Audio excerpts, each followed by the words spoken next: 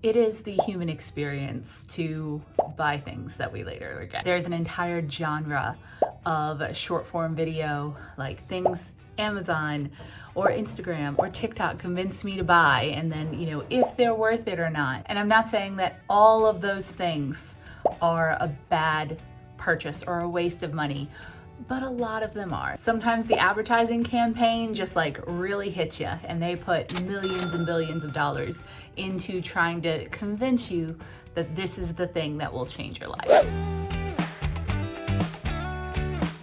So today we're going to go over several categories of things that you don't need to buy, that you can absolutely save money on. And a quick caveat, money is personal. And your money priorities are going to be different than my money priorities. So a lot of times when you click on videos like this, you see a gym membership is unnecessary. There are gym rats where that is their favorite thing to do. My friend Jamie goes to the gym every single day. That is her community. She goes on 5Ks with them over the weekend.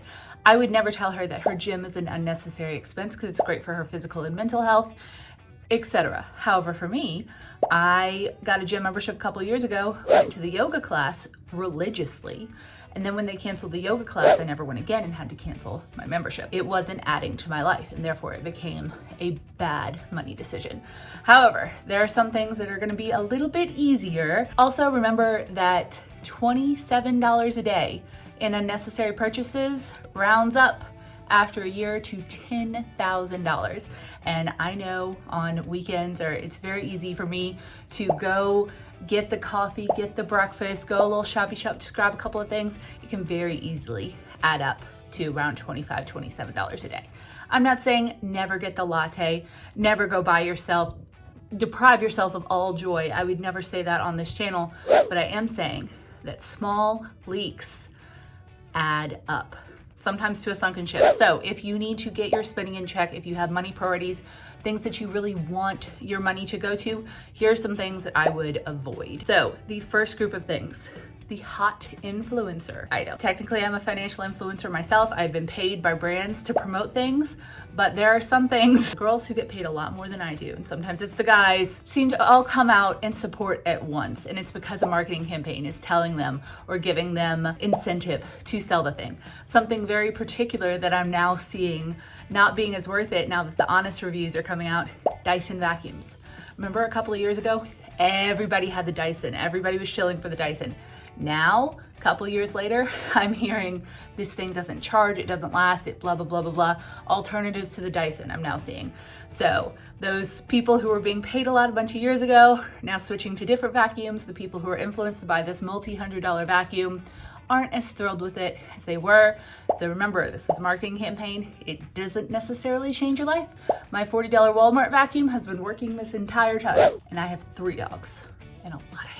Another item that was in all of our feeds for a while is the Always pan. Now that came around a little bit quicker. This $100-something pan, non-stick, that was supposed, in super pretty colors, that was supposed to cook everything. Essentially, it was just kind of a big skillet, and people are already being like, nope, scratched in a couple of months. It, lost all the non-stick, everything like that. This was a multi-$100 pan that there were so many people shilling and saying you have to have this. It's the most aesthetic pan. It's gonna last you forever. It did not. And I'm not seeing any positive stuff on that anymore. The advertising monies have run out. And all of a sudden, a lot of people who bought it are like, the $50 skillet from TJ Maxx or Ross or whatever is fine. It's the same thing, or even it's better than this Always pan. I don't own either of these items. I'm just reporting what I see, and I spend a lot of time on the internet, practically all of my time on the internet, looking for things like this. This is me accumulating information, not firsthand on either of these, because I didn't fall for those.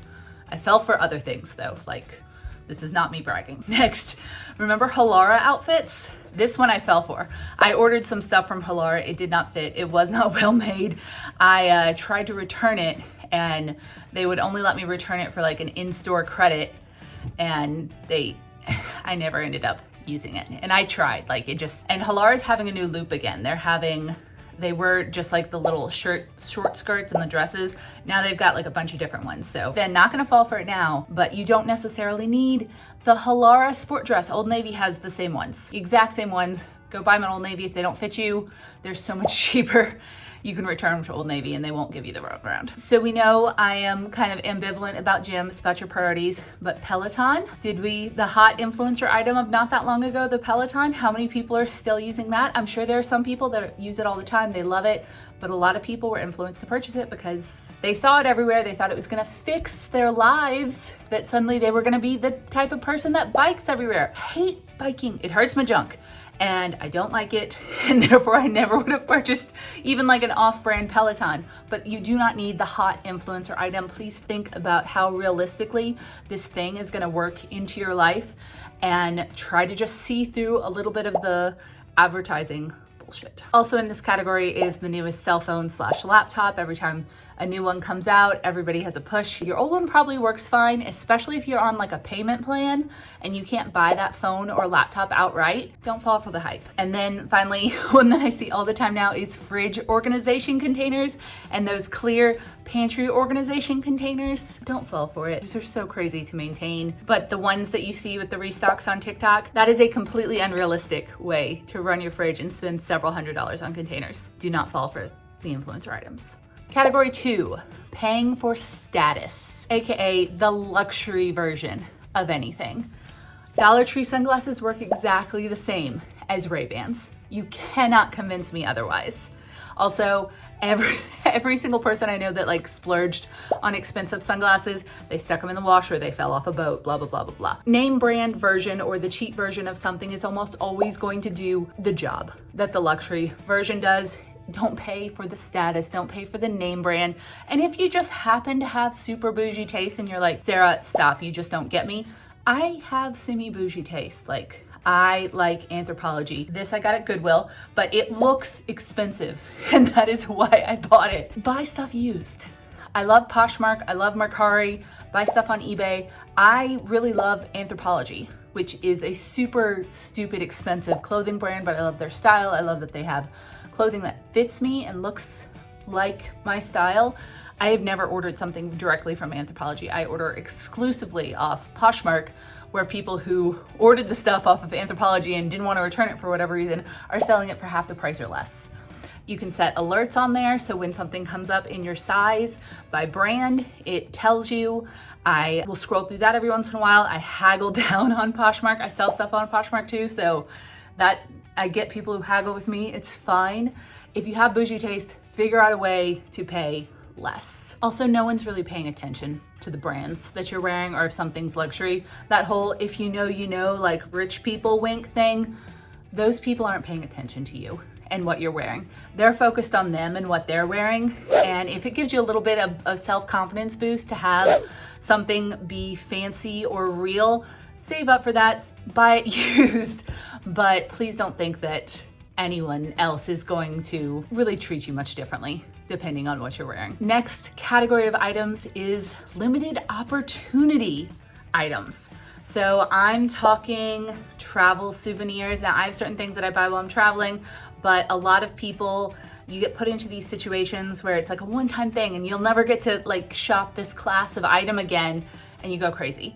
A specific example that's current, Taylor Swift merch stores. So these people are going to this amazing tour. I wish I could have gotten tickets to the Eras tour, and then they're dropping hundreds and hundreds of dollars at the merch stand because these like sweatshirts and t-shirts and everything like that, they want to show off that they were at that concert, understandable, but then they're getting home and there's this whole like thing about these goods being terrible quality, like the screen printing is falling off and you're paying $80 for a sweatshirt and the screen print is falling off. That's insane. There are also tons of people like on Etsy making really high quality embroidered shirts that are similar to the Eras Tour stuff. You don't need to go broke commemorating an experience. And the cost of those types of limited opportunity goods are always so high, it's generally not worth it. So don't take that as an opportunity to just go wild. because you probably already went a little bit wild to go do the thing. So just because you already spent a lot of money doesn't mean that you need to go even deeper. You got to do the experience, pictures, cheaper souvenirs. You don't need to go buy every single item that Taylor is selling. No offense to Taylor, of course, but she should figure out that whole quality control thing. And the final category of things is stocking up items. Now, generally when you get into kind of the financial space, sometimes when you see a sale or if you see something, you start just like hoarding it because you're like, oh, if I save $1 on this, I could buy 6, I could have enough for forever. And then sometimes those items go bad before you end up using them. This could go for cosmetics, this could go for food things. I've many a time stocked my pantry because an item was on sale and it's not something that I eat that often, and it ends up going to waste, which was counterintuitive to the point that I was trying to do of stocking up on something when it was cheaper. Have you heard the, if I like it, I should buy it in a different color? I've fallen for this a couple of times. If I really like something, sometimes I'll buy an alternative in a different color in the fear that they won't sell that thing again. But sometimes, most of the time, that second thing doesn't really get used. It's maybe not as perfect, or I don't end up using as much, or it falls apart sooner, and then I have like 5 or 3 of the same item that I'm gonna have the same issues with. So beware the financial strategy of stocking up on stuff, especially things that expire. Another example of this is how many toiletries or cosmetics are you realistically using within a given time frame? Haul culture has made it so easy to not think that having a huge stock or a huge variety of stuff is normal. And so I have like 3 lipsticks. And at one point in time, I had bought like 16 and they all expired. And that's my that's all that I'm wearing is lipstick. I've had this one for a couple of years. I keep this at work and a couple at home.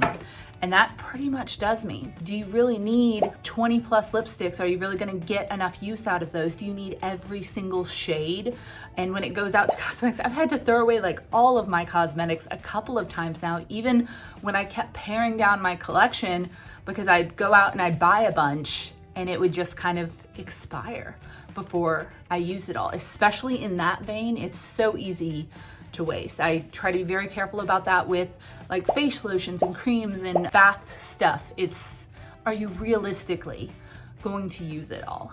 And that ends up being a lot of cost, especially with the price of those items. All right, well, I would love to know which of these you disagree with me on. Have you ever fallen for any of these categories or individual items that you don't actually need? And do you agree with me on the strategies for helping yourself not fall for these? It's hard to go against the big advertising machine, but your bank account and your future self will thank you for it. Please let me know if you have a Dyson and what you think of it. Don't forget to subscribe, and I will see you guys next time. Bye.